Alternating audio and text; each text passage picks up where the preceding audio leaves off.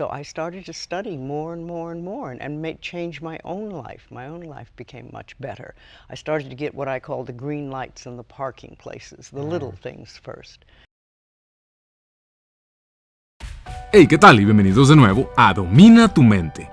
El día de hoy te voy a compartir esta breve entrevista a Louise Hay en un programa de televisión. Y en ella platica cómo fue que comenzó en este camino espiritual y cómo impactó en su vida la obra de Florence Scovel Shinn y su libro El juego de la vida y cómo jugarlo. Ella cuenta cómo fue una gran influencia por las afirmaciones de Florence y fue que la impulsó a estudiar y practicar cada vez más, hasta que comenzó a ver pequeños resultados al principio. Y me encanta ver a la señora Louise expresarse y enseñarnos las grandes mejoras que podemos ver en nuestras vidas si implementamos simples y pequeños cambios en nuestra forma de ver la vida y a nosotros mismos. Así que espero que la disfrutes.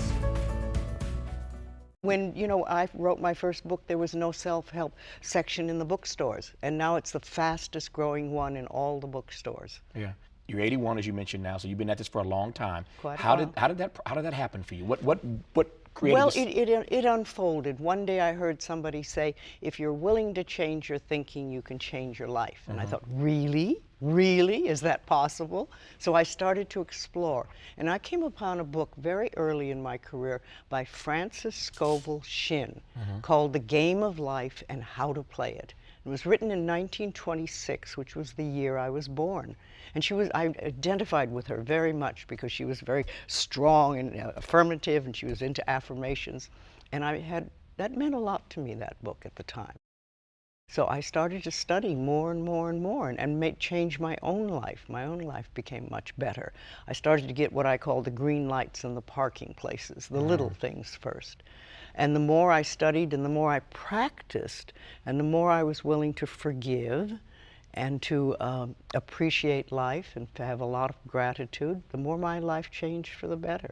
What do you make of the fact that what you just suggested now seems in our contemporary world so commonplace? Back to the point earlier, it's a multi-billion-dollar industry now. Everybody believes that if you can change your thoughts, you can change your life. And Well, you can, not everybody. well, not everybody, not literally everybody, but a whole lot of people do. A whole lot of people as do. evidenced again by the size of the self-help section in any bookstore you walk into now.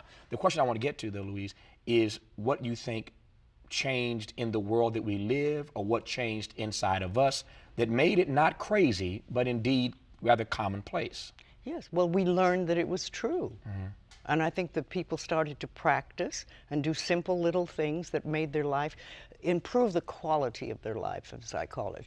You know, some people use this to get things, but it's no good getting things if you don't change your consciousness, because things don't make you happy, only for a very short period of time. But when you can be at peace with life, when you can enjoy who you are, when you can feel safe, when you can feel just calm and easy, that's very wonderful. It's worth more than money.